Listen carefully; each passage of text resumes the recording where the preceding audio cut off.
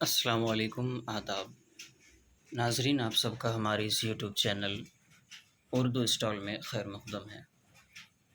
آج ہم پڑھنے والے ہیں یونٹ 5 سے اردو داستان میں انشاء اللہ خاں انشا کی رانی کیتکی کی کہانی۔ آج یہ داستان ہم پڑھنے والے ہیں۔ اس سے پہلے صبرس اور کربل کتھا اور داستان کے فن کے تعلق سے ایک ویڈیوز اپلوڈ کیا جا چکا ہے، اور جو بھی حضرات U G C NET Urdu کی تیاری کر رہے ہیں تو وہ ہمارے اس چینل اردو اسٹال سے ضرور جڑ جائیں، اس لیے کہ اس چینل پر U G C NET Urdu کے پہلے، دوسرے، تیسرے اور چوتھے یونٹ کے تعلق سے ویڈیوز اپلوڈ کیے جا چکے ہیں، اور آج ہمارا یہ 5واں یونٹ چل رہا ہے، اور انشاءاللہ لگاتار آگے بھی روزانہ ایک ویڈیوز اپلوڈ کیے جانے کی کوشش رہے گی۔ تو آئیے آج کا یہ ویڈیو شروع کرتے ہیں انشاء اللہ خاں انشا کے تعلق سے رانی کیتکی کی کہانی داستان۔ اس میں ہمارا پہلا جو سوال ہے وہ یہ ہے کہ انشا کا نام کیا تھا؟ تو انشا کا نام سید انشاء اللہ خاں انشا تھا، اور ان کا تخلص انشا تھا۔ رانی کیتکی کی کہانی لکھنے والے انشا جو ہیں ان کا نام سید انشاء اللہ خاں انشا تھا، اور ان کا تخلص انشا تھا۔ انشا کی پیدائش کب ہوئی؟ تو انشاء اللہ خاں انشا کی پیدائش 1752 میں مرشد آباد میں ہوئی۔ 1752 میں مرشد آباد میں یہ پیدا ہوئے، اور ان کا انتقال 1817 میں ہوا۔ ان کی پیدائش 1752 میں ہوئی اور انتقال 1817 میں ہوا۔ انشا کے والد کا نام کیا تھا؟ تو انشا کے والد کا نام سید ماشاء اللہ خان تھا، جو مشہور طبیب تھے۔ انشاء اللہ خاں انشا کے والد کا نام سید ماشاء اللہ خان، جو کہ مشہور طبیب تھے۔ اگلا سوال ہے انشا لکھنؤ کب گئے؟ تو انشا آصف الدولہ کے عہد میں اپنے والد کے ساتھ 7 برس کی عمر میں لکھنؤ گئے تھے۔ انشاء اللہ خاں انشا اپنے والد کے ساتھ نواب آصف الدولہ کے عہد میں 7 برس کی عمر میں لکھنؤ گئے تھے۔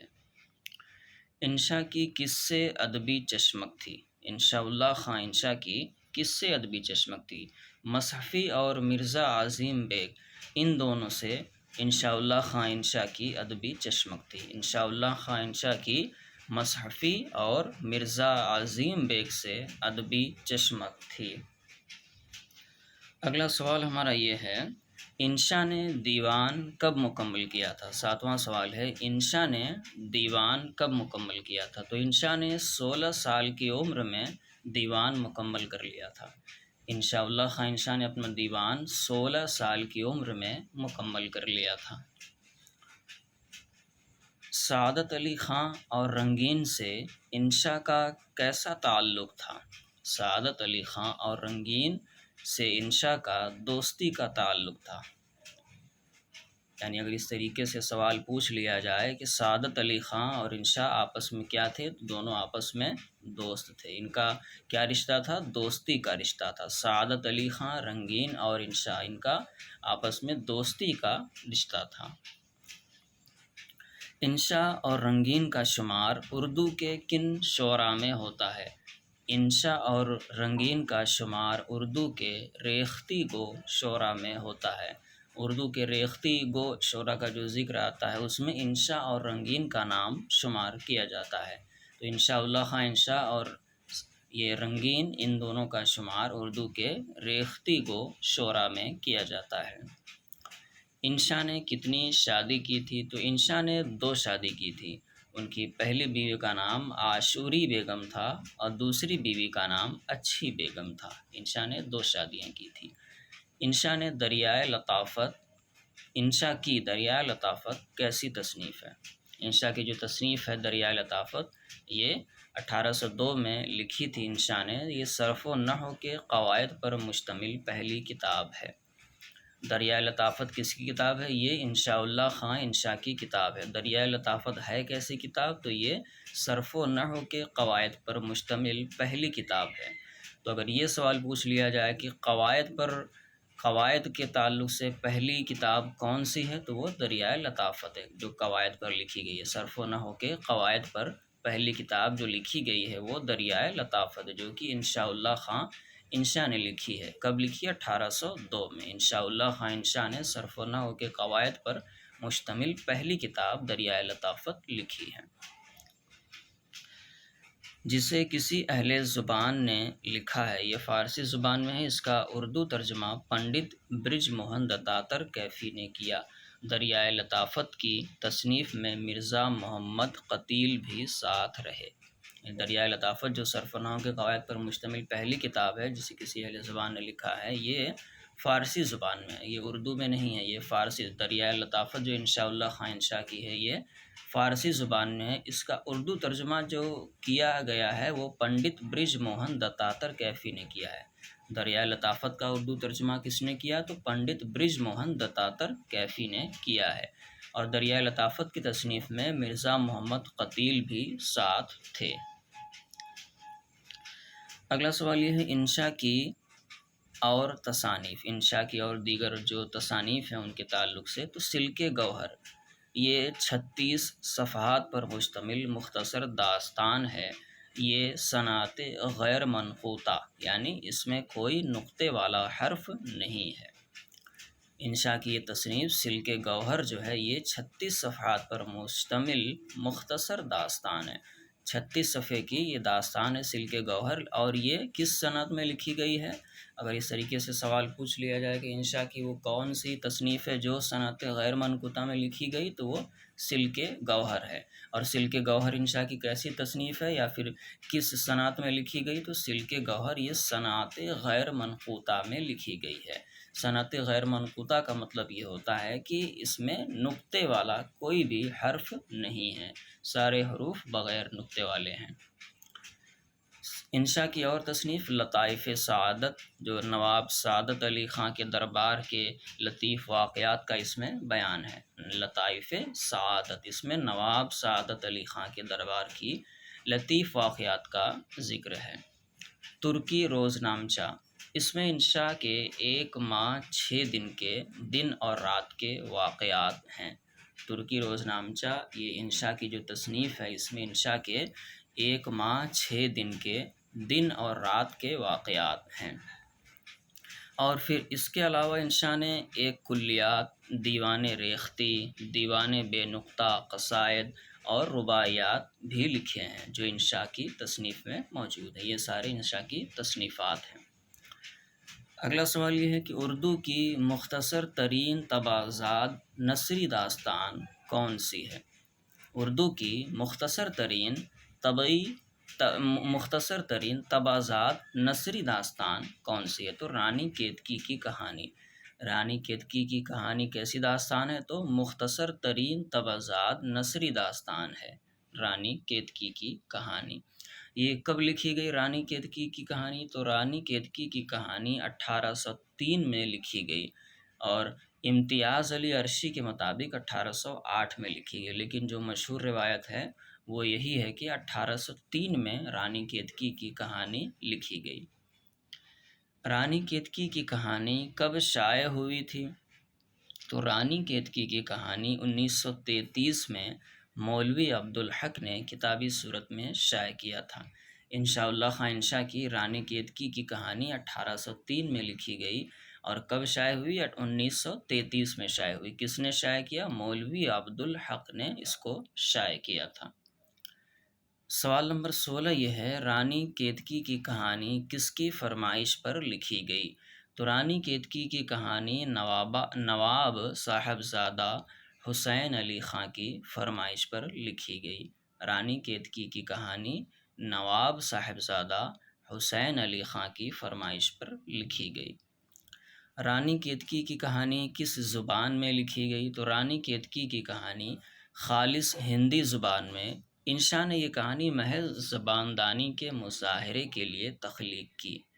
کس زبان میں لکھی گئی رانی کیتکی کی کہانی؟ یا پھر یہ سوال ہو کہ رانی کیتکی کی کہانی کی زبان کیا ہے؟ تو یہ خالص ہندی زبان میں ہے۔ انشا نے یہ کہانی محض زباندانی کے مظاہرے کے لیے تخلیق کی ہے۔ رانی کیتکی کے کہانی کے کردار۔ انشاء اللہ خان انشا کی رانی کیتکی کی جو کہانی ہے اس کے کچھ کردار۔ کنور ادے بھان، کنور ادے بھان یہ اس داستان کا ہیرو ہوتا ہے۔ کنور ادے بھان یہ ہیرو ہیں، اور رانی کیتکی یہ اس داستان کی ہیروئن ہے۔ کنور ادے بھان یہ ہیرو، رانی کیتکی یہ ہیروئن ہے۔ راجا سورج بھان یہ کنور ادے بھان کا باپ ہے۔ رانی لکشمی باس یہ ادے بھان کی ماں ہے۔ جگت پرکاش یہ رانی کیتکی کا باپ ہے۔ رانی کیتکی کے باپ کا نام جگت پرکاش ہے، اور رانی لکشمی باس یہ ادے بھان کی ماں ہے۔ یعنی کنور ادے بھان جو ہیرو ہے اس کی ماں کا نام رانی لکشمی باس ہے، اور اس کے باپ کا نام راجا سورج بھان ہے۔ اور رانی کیتکی جو ہیروئن ہے اس کے باپ کا نام جگت پرکاش ہے، اور کاملتا یہ رانی کیتکی کی ماں ہے۔ رانی کیتکی جو ہیروئن ہے اس کے باپ کا نام جگت پرکاش اور اس کی ماں کا نام کاملتا ہے۔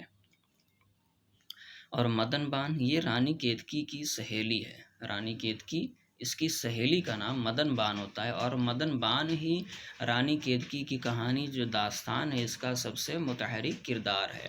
تو اگر اس طریقے سے سوال ہو کہ رانی کیتکی کی کہانی کا سب سے متحرک اور فعال کردار کون سا ہے تو وہ مدن بان ہے۔ مدن بان رانی کیتکی کی کہانی کا سب سے فعال اور متحرک کردار ہے۔ جوگی مہندر گر، جوگی مہندر گر یہ جگت پرکاش کا گرو ہے جو کیلاش پروت پر رہتا ہے۔ جگت پرکاش اس کا جو گرو ہوتا ہے اس کا نام جوگی مہندر گر ہے، یہ کیلاش پروت پر رہتا ہے۔ اور راجا اندر یہ مہندر گر کا دوست ہے۔ راجا اندر جو ہے یہ مہندر گر کا دوست ہے۔ پھول کلی یہ مالن ہے۔ امراوت، امراوات بھی کہیں پر لکھا ہوا آتا ہے اور امراوت بھی کہیں لکھا ہوتا ہے، یہ راجا اندر کا ہاتھی ہے۔ راجا اندر کے ہاتھی کا نام امراوت۔ چندر بھان یہ کنور ادے بھان کا چچا ہے۔ کنور ادے بھان کا چچا ہے چندر بھان۔ کیلاش یہ پہاڑ کا نام جس کا ایک حصہ چاندی کا ہوتا ہے، جس پر جگت پرکاش کا گرو رہتا ہے مہندر گر، وہ کیلاش پروت، وہ کیلاش پہاڑ جو ہے وہ ایک حصہ چاندی کا ہوتا ہے۔ رانی کیتکی اور کنور ادے بھان محبت کی نشانی کے طور پر ایک دوسرے کی انگوٹھیاں بدل لیتے ہیں۔ رانی کیتکی اور کنور ادے بھان محبت کی نشانی کے طور پر ایک دوسرے کی انگوٹھیاں بدل لیتے ہیں آپس میں۔ کنور ادے بھان کا رشتہ لے کر کیتکی کے گھر کون جاتا ہے؟ یہ سوال غالباً پوچھا بھی جا چکا ہے کہ کنور ادے بھان کا رشتہ لے کر رانی کیتکی کے گھر پر کون جاتا ہے؟ تو ایک برہمن جاتا ہے، ایک برہمن کے ہاتھوں رشتہ بھجوایا جاتا ہے رانی کیتکی کے گھر۔ سورج بھان، ادے بھان اور لکشمی باس کو کون ہرنی بناتا ہے اور ہرن بناتا ہے؟ سورج بھان، ادے بھان، لکشمی باس کو کون ہرنی اور ہرن بنا دیتا ہے؟ تو جگت پرکاش کا گرو جوگی مہندر گر۔ جگت پرکاش رانی لکشمی کا جو باپ ہے جگت پرکاش، وہ رانی لکشمی، رانی کیتکی کا جو باپ ہے جگت پرکاش، وہ سورج بھان، ادے بھان اور لکشمی بھان ان کو ہرن اور ہرنی بناتا ہے جگت پرکاش کا گرو، جو کہ جس کا نام ہے مہندر گر، جو کیلاش پروت پر رہتا ہے۔ اور کیلاش پروت کیا ہے؟ کیلاش پروت وہی جس کا ایک حصہ چاندی کا ہے۔ جگت پرکاش اس کے بعد پھر رانی کیتکی ادے بھان کو تلاش کرنے کے لیے کہاں جاتی ہے؟ رانی کیتکی ادے بھان کو تلاش کرنے کے لیے جوگی مہندر گر کا بھبھوت آنکھوں میں لگا کر جنگل کی طرف چلی جاتی ہے۔ رانی کیتکی ادے بھان کو تلاش کرنے کے لیے جاتی ہے، کہاں جاتی ہے؟ جنگل میں، آنکھوں میں بھبھوت لگا کر وہ جنگل میں چلی جاتی ہے۔ اور اس بھبھوت کی کیا خاصیت تھی؟ تو بھبھوت کی خاصیت یہ تھی کہ اسے لگانے والے دوسروں کو نظر نہیں آتے۔ بھبھوت کو لگانے والے دوسروں کو نظر نہیں آتے۔ جوگی مہندر گر کو کیسے بلایا جاتا ہے؟ تو جوگی مہندر گر کو رونگٹا جلا کر کے بلایا جاتا ہے۔ جوگی مہندر گر کو رونگٹا جلا کر بلایا جاتا ہے۔ رانی کیتکی کی کہانی کے تعلق سے کچھ سوالات یہاں پر، اور انشاءاللہ خنشا کے تعلق سے سوالات یہاں پر پورے ہوتے ہیں۔ اب آئیے آج کی ہماری جو دوسری داستان ہے وہ باغ و بہار میر امن کی، جو بہت ہی مشہور و معروف داستان ہے، اس کے تعلق سے ہم سوالات و جوابات کا سلسلہ شروع کرتے ہیں۔ اس میں پہلا سوال ہمارا یہ ہے، میر امن کا نام کیا تھا؟ تو میر امن کا نام میر امن تھا اور ان کا تخلص لطف تھا۔ نام ان کا میر امن تھا اور ان کا تخلص لطف تھا۔ میر امن کی پیدائش کب ہوئی؟ میر امن 1732 میں دہلی میں پیدا ہوئے۔ میر امن کی پیدائش دہلی میں ہوتی ہے 1732 عیسوی کو، اور میر امن کی وفات 1808 عیسوی کو کلکتہ میں ہوتی ہے۔ یعنی میر امن کی پیدائش ہوئی 1732 کو دہلی میں، اور ان کا انتقال ہوا 1808 کو کلکتہ میں۔ میر امن عظیم آباد کب گئے؟ تو میر امن 1761 میں عظیم آباد گئے۔ میر امن کی ملاقات جان گلکرسٹ سے کس کے وسیلے سے ہوئی تھی؟ میر امن کی ملاقات ہوئی تھی ڈاکٹر جان گلکرسٹ سے۔ یہ کس کے وسیلے سے ہوئی تھی؟ تو یہ میر بہادر علی حسینی کے وسیلے سے ہوئی تھی۔ میر امن میر بہادر علی حسینی کے وسیلے سے ڈاکٹر جان گلکرسٹ سے ان کی ملاقات ہوئی تھی۔ میر امن فورٹ ولیم کالج سے کب جڑے؟ میر امن 4 مئی 1801 کو فورٹ ولیم کالج کے ہندوستانی شعبے میں بحیثیت منشی 40 روپے مہینے پر میر امن کا تقرر ہوا۔ میر امن فورٹ ولیم سے کب جڑے تھے؟ تو 4 مئی 1801 کو جڑے۔ کس عہدے پر جڑے تھے؟ ہندوستانی شعبے میں بحیثیت منشی جڑے تھے۔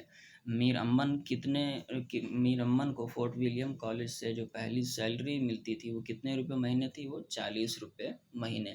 40 روپے مہینے پر میر امن کا تقرر فورٹ ولیم کالج کے ہندوستانی شعبے میں بحیثیت منشی ہوا تھا۔ کب ہوا تھا؟ 1801 میں۔ ملازمت سے سبکدوش کب ہوئے؟ میر امن فورٹ ولیم کالج کے ملازمت سے سبکدوش کب ہوئے تھے؟ تو 1806 میں۔ 1801 میں میر امن فورٹ ولیم کالج سے جڑے تھے اور 1806 میں ملازمت سے سبکدوش ہوئے تھے۔ تقریباً 5 سال میر امن فورٹ ولیم کالج میں ملازمت کیے تھے۔ میر امن نے کتنی کتابیں تحریر کی؟ تو میر امن نے 2 کتابیں تحریر کی، اور دونوں ہی کتابیں فورٹ ولیم کالج کی ملازمت کے دوران تحریر کی۔ اور دونوں ہی کتابیں، یعنی پہلی کتاب جو باغ و بہار ہے یہ بھی 1802 میں تحریر کی، اور دوسری کتاب گنج خوبی ہے یہ بھی 1802 میں تحریر کی۔ تو میر امن فورٹ ولیم کالج سے جڑتے ہیں 1801 میں۔ مئی 1801 میں میر امن فورٹ ولیم کالج سے جڑتے ہیں اور وہاں سے سبکدوش ہوتے ہیں 1806 میں، یعنی تقریباً 5 سال میر امن فورٹ ولیم کالج سے جڑے رہے۔ اور اسی کے دوران میر امن نے 2 کتابیں لکھی تھی، اور میر امن نے صرف یہی 2 کتابیں لکھی تھی جو فورٹ ولیم کالج کی ملازمت کے دوران لکھی تھی۔ باغ و بہار جو کہ 1802 میں لکھی تھی، اور دوسری گنج خوبی یہ بھی 1802 میں لکھی تھی۔ اور گنج خوبی جو ہے یہ ملا حسین وائس کاشفی کی فارسی کتاب اخلاق محسنی کا ترجمہ ہے۔ گنج خوبی ملا حسین وائس کاشفی کی فارسی کتاب اخلاق محسنی کا ترجمہ ہے، اور UGC کے مطابق گنج خوبی انوار سہیلی کا ترجمہ ہے۔ تو ہم UGC نیٹ کی تیاری کر رہے ہیں، تو UGC کے مطابق گنج خوبی جو ہے میر امن کی یہ انوار سہیلی کا ترجمہ ہے۔ اور ایک روایت یہ ہے کہ گنج خوبی ملا حسین وائس کاشفی کی فارسی کتاب اخلاق محسنی کا ترجمہ ہے۔ 8واں سوال یہ ہے، میر اگر اہل زبان تھے تو میر امن خالق زبان، یہ کس کا قول ہے؟ کہ میر اگر اہل زبان تھے تو میر امن خالق زبان، یہ گیان چند جین کا یہ قول ہے۔ اگلا سوال نمبر 9 یہ ہے، میر امن کو اردو نثر میں وہی مرتبہ حاصل ہے جو میر تقی میر کو اردو شاعری میں حاصل ہے۔ یہ کس کا قول ہے؟ کہ میر امن کو اردو نثر میں وہی مرتبہ حاصل ہے جو میر تقی میر کو اردو شاعری میں حاصل ہے۔ یہ سر سید احمد خاں کا قول ہے۔ سر سید احمد خاں میر امن کے تعلق سے کہتے ہیں کہ میر امن کو اردو نثر میں وہی مرتبہ حاصل ہے جو میر تقی میر کو اردو شاعری میں حاصل ہے۔ میر امن نے ناول کے لیے موضوع زبان کی بنیاد ڈالی۔ یہ کس نے کہا؟ کس کا یہ خیال ہے میر امن کے تعلق سے کہ میر امن نے ناول کے لیے موضوع زبان کی بنیاد ڈالی؟ تو یہ حسن فاروقی کا یہ خیال ہے، ان کا یہ ماننا ہے۔ اگلا سوال، باغ و بہار اردو نثر کی پہلی زندہ کتاب قرار پائی، یہ کس کا قول ہے؟ باغ و بہار کے تعلق سے یہ کون کہتا ہے کہ باغ و بہار اردو نثر کی پہلی زندہ کتاب قرار پائی؟ تو یہ ڈاکٹر سید عبداللہ کا یہ قول ہے۔ وہ کہتے ہیں کہ باغ و بہار اردو نثر کی پہلی زندہ کتاب قرار پائی۔ اگلا سوال ہے، میر امن کے یہاں مکالمہ اور بیان کی زبان ایک ہی ہے، یہ کس نے کہا؟ یہ احسن فاروقی نے کہا کہ میر امن کے یہاں مکالمہ اور بیان کی زبان ایک ہی ہے۔ احسن فاروقی کا یہ قول ہے میر امن کے تعلق سے۔ اگلا سوال ہے، اس کتاب کی سب سے بڑی خوبی فصاحت و بلاغت ہے، یہ کس نے کہا؟ یہ وقار عظیم نے کہا۔ میر امن کی باغ و بہار جو اس کے تعلق سے وقار عظیم نے یہ کہا کہ اس کتاب کی سب سے بڑی خوبی فصاحت و بلاغت ہے۔ باغ و بہار پاکیزہ اور شفاف اردو کا ابلتا ہوا چشمہ ہے، یہ کس کا قول ہے باغ و بہار کے تعلق سے کہ باغ و بہار پاکیزہ اور شفاف اردو کا ابلتا ہوا چشمہ ہے؟ تو یہ پروفیسر حمید احمد خان کہتے ہیں، ان کا کہنا ہے کہ باغ و بہار پاکیزہ اور شفاف اردو کا ابلتا ہوا چشمہ ہے۔ باغ و بہار جدید اردو نثر کا صحیفہ اول ہے، یہ کس نے کہا؟ باغ و بہار کو جدید اردو نثر کا صحیفہ اول کس نے کہا ہے؟ یہ رشید حسن خان نے کہا ہے۔ رشید حسن خان کا کہنا ہے، ان کا یہ خیال ہے کہ باغ و بہار جدید اردو نثر کا صحیفہ اول ہے۔ باغ و بہار کس سے ماخوذ ہے؟ میر امن کی باغ و بہار کس سے ماخوذ ہے؟ تو یہ باغ و بہار عطا حسین تحسین کی نو طرز مرصع جو 1775 عیسوی میں لکھی گئی ہے اس سے ماخوذ ہے، جو فارسی قصہ چہار درویش کا آزاد ترجمہ ہے۔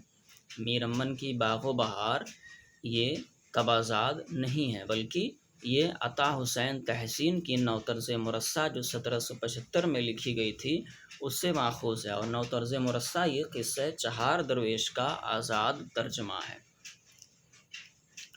اگلا سوال، سوال نمبر 17، میر امن نے باغ و بہار کس کی فرمائش پر لکھا؟ تو میر امن نے باغ و بہار کو ڈاکٹر جان گلکرسٹ کی فرمائش پر قصہ چہار درویش کو عام بول چال کی زبان میں لکھا۔ میر امن نے باغ و بہار کس کی فرمائش پر لکھا؟ ڈاکٹر جان گلکرسٹ کی فرمائش پر لکھا، اور یہ چہار درویش کا ترجمہ ہے، اس کو عام بول چال کی زبان میں لکھا ہے۔ میر امن کی باغ و بہار کا نام تاریخی ہے جس سے ہجری سن 1217 نکلتا ہے۔ میر امن کی باغ و بہار کا نام تاریخی ہے جس سے ہجری سن 1217 نکلتا ہے۔ باغ و بہار کے 102 صفحے جان گلکرسٹ کے ایک انتخابی مجموعے ہندی مینول میں قصہ چہار درویش کے عنوان سے 1802 میں چھپے تھے۔ باغ و بہار کے 102 صفحے جان گلکرسٹ کے ایک انتخابی مجموعے ہندی مینول میں قصہ چہار درویش کے عنوان سے 1802 میں چھپے تھے۔ باغ و بہار کے تعلق سے 20واں سوال یہ ہے کہ باغ و بہار پہلی مرتبہ کتابی شکل میں کب شائع ہوئی؟ تو باغ و بہار ہندوستانی پریس کلکتہ سے 1804 میں پہلی مرتبہ شائع ہوئی۔ باغ و بہار یہ کب لکھی گئی تھی؟ 1802 میں لکھی گئی۔ یہ کب شائع ہوئی؟ 1804 میں شائع ہوئی۔ کہاں سے شائع ہوتی ہے باغ و بہار؟ تو ہندوستانی پریس کلکتہ سے باغ و بہار پہلی مرتبہ کتابی شکل میں شائع ہوئی تھی 1804 میں۔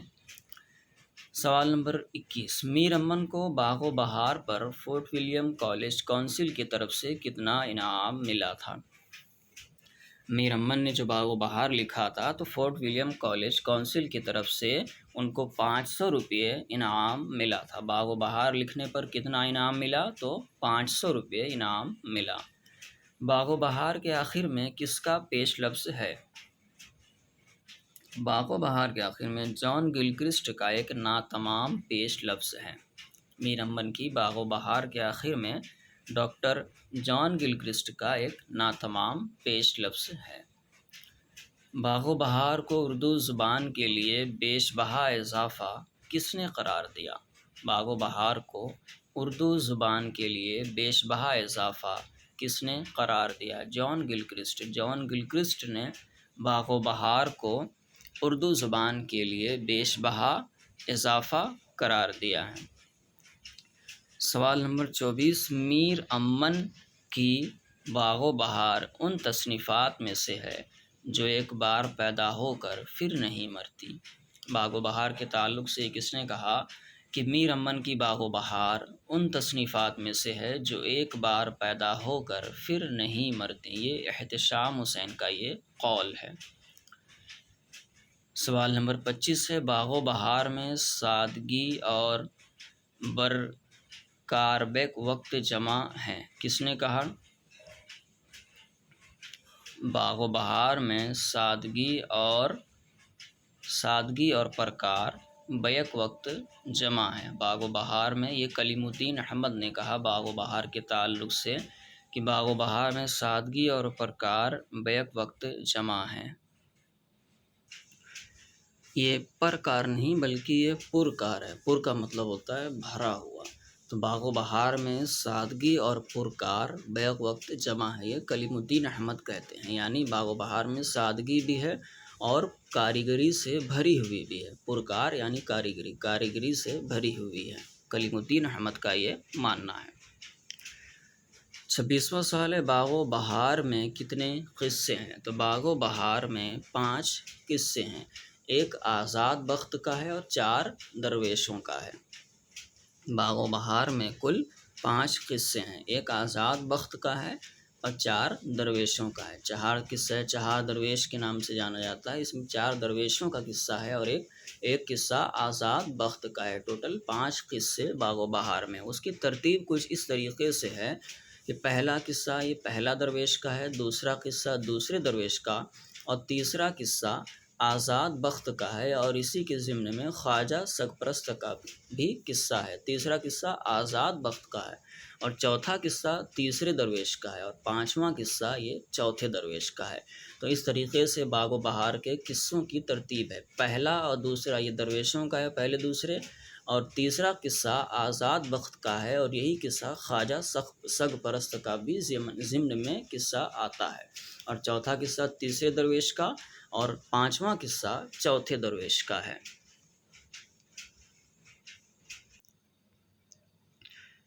اور پھر 27واں سوال یہ ہے باغ و بہار کے تعلق سے، باغ و بہار میں سب سے طویل قصہ کون سا ہے؟ تو باغ و بہار میں تیسرا قصہ جو آزاد بخت کا ہے وہ سب سے طویل قصہ ہے۔ باغ و بہار میں سب سے طویل قصہ تیسرا قصہ ہے جو کہ آزاد بخت کا ہے۔ اس میں آپشن میں کبھی کبھی خواجہ سرپرست بھی آ جاتا ہے، تو دونوں آزاد بخت ہو یا خواجہ سرپرست، دونوں یہ تیسرا قصہ ہے اور یہی باغ و بہار میں سب سے طویل قصہ بھی ہے۔ اور 4 درویشوں میں سب سے طویل قصہ کون سا ہے؟ تو 4 درویشوں میں سب سے طویل قصہ پہلے درویش کا ہے، پہلا قصہ۔ 4 درویشوں، جب یہ سوال پوچھا جائے کہ 4 درویشوں میں سب سے طویل قصہ کس کا ہے، تو وہ پہلا قصہ ہے جو پہلے درویش کا ہے۔ اور باغ و بہار میں سب سے طویل قصہ کون سا ہے؟ تو وہ تیسرا قصہ ہے جو آزاد بخت کا ہے۔ تیسرا قصہ یہ باغ و بہار میں سب سے طویل قصہ ہے، اور 4 درویشوں میں پہلا قصہ پہلے درویش کا یہ سب سے طویل قصہ ہے۔ اور سب سے مختصر قصہ باغ و بہار میں کون سا ہے؟ تو تیسرے درویش کا، یعنی کہ چوتھا قصہ۔ چوتھا قصہ یہ باغ و بہار میں سب سے مختصر قصہ ہے۔ پہلا قصہ جو پہلے درویش کا ہے یہ 4 درویشوں میں سب سے طویل قصہ ہے، اور باغ و بہار میں سب سے طویل قصہ تیسرا قصہ جو خواجہ سگ پرست کا ہے، اور سب سے چھوٹا قصہ جو ہے باغ و بہار کا وہ چوتھا قصہ ہے جو تیسرے درویش کا ہے۔ کردار، باغ و بہار کے کردار، اس کے کردار کچھ اس طریقے سے ہیں۔ آزاد بخت یہ روم کا بادشاہ جس کا پایہ تخت قسطنطنیہ ہے۔ خردمند یہ آزاد بخت کا وزیر ہے۔ پہلا درویش ملک یمن کے سوداگر خواجہ احمد کا بیٹا ہے جس کی شادی دمشق کی شہزادی سے ہوتی ہے۔ پہلا درویش کہاں کا ہے؟ پہلا درویش ملک یمن کے سوداگر خواجہ احمد کا بیٹا ہے جس کی شادی کس سے ہوتی ہے؟ پہلے درویش کی شادی یہ دمشق کی شہزادی سے ہوتی ہے۔ اور دوسرا درویش یہ ملک فارس کا شہزادہ ہے جس کی شادی بصرہ کی شہزادی سے ہوتی ہے۔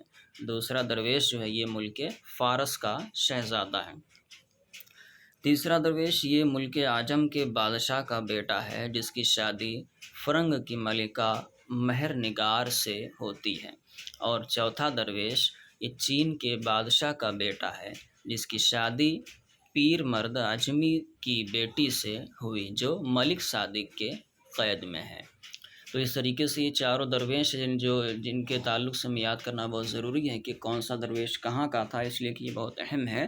تو پہلا درویش جو تھا ملک یمن کے سوداگر کا بیٹا تھا اور اس کی شادی کس سے ہوئی تھی؟ وہ دمشق کی شہزادی سے ہوئی تھی۔ اور دوسرا درویش جو تھا وہ ملک فارس کا شہزادہ تھا جس کی شادی بصرہ کی شہزادی سے ہوئی تھی۔ اور تیسرا درویش جو تھا وہ ملک عجم کے بادشاہ کا بیٹا تھا جس کی شادی فرنگ کی ملکہ مہر نگار سے ہوئی تھی۔ اور چوتھا درویش یہ چین کے بادشاہ کا بیٹا تھا جس کی شادی پیر مرد اجمی کی بیٹی سے ہوئی جو ملک صادق کے قید میں تھی۔ خواجہ سگ پرست یہ فارس کا سوداگر تھا۔ اس کے بعد وزیر زادی یہ خردمند کی بیٹی کا نام ہے۔ خردمند کی بیٹی یہ وزیر زادی ہوتی ہے۔ اور پھر اس کے کچھ ذیلی کردار جو ہیں عیسیٰ، حجام، یوسف، سیدی بہار، دمشق کی شہزادی کا خزانچی، بہروز، ماہرو، بختیار، ملک شہپال، روشن اختر، بہزاد خان، نوفل بادشاہ، حبشی مبارک، ملک صادق، حاتم طائی، بیدار بخت، مبارک، یہ باغ و بہار کے کچھ اہم کردار ہیں جن کا جو ذکر آتے ہیں، ان کرداروں کے تعلق سے جن کا ذکر آتا ہے۔ وزیر زادی کی شادی خواجہ سگ پرست سے ہوئی۔ وزیر زادی جو تھی اس کی شادی خواجہ سگ پرست سے ہوئی۔ آزاد بخت کے یہاں ماہرو کے وطن سے بختیار پیدا ہوتا ہے جس کی شادی جنوں کے بادشاہ شہپال کی بیٹی روشن اختر سے ہوتی ہے۔ جنوں کے بادشاہ شہپال کی بیٹی کا نام روشن اختر ہے، اس کی شادی ہوتی ہے بختیار سے۔ بختیار سے اس کی شادی ہوتی ہے۔ بختیار کون ہوتا ہے؟ بختیار وہی جو آزاد بخت کے یہاں ماہرو کے وطن سے پیدا ہوتا ہے۔ سوال نمبر 31 یہ ہے دوسرے درویش نے کہاں کا سفر کیا؟ تو دوسرے درویش نے بصرہ کا سفر کیا تھا۔ دوسرے درویش کو شہر نیمروز کا قصہ کس نے سنایا؟ تو بہروز نے دوسرے درویش کو شہر نیمروز کا قصہ سنایا تھا۔ خواجہ سگ پرست کو کہاں قید کیا گیا؟ تو خواجہ سگ پرست کو زندان سلیمان میں قید کیا گیا تھا۔ خواجہ سگ پرست کو زندان سلیمان میں قید کیا گیا تھا۔ یہ میر امن کی باغ و بہار کے تعلق سے کچھ سوالات تھے جو یہاں پر پورے ہوئے۔ اب اس کے آگے جو ہمارے اگلے داستان ہماری ہے وہ فسانہ عجائب ہے رجب علی بیگ سرور کی، اس کے تعلق سے اب ہمیں پڑھنا ہے جو کہ اب ہم کل پڑھیں گے۔ آج کے اس ویڈیو کو اب یہیں پر ختم کیا جاتا ہے۔ انشاءاللہ کل اگلے داستان جو ہمیں پڑھنی ہے اس کے تعلق سے ہم پڑھیں گے۔ اگر ویڈیو اچھی لگے تو اس کو لائک کر دیں،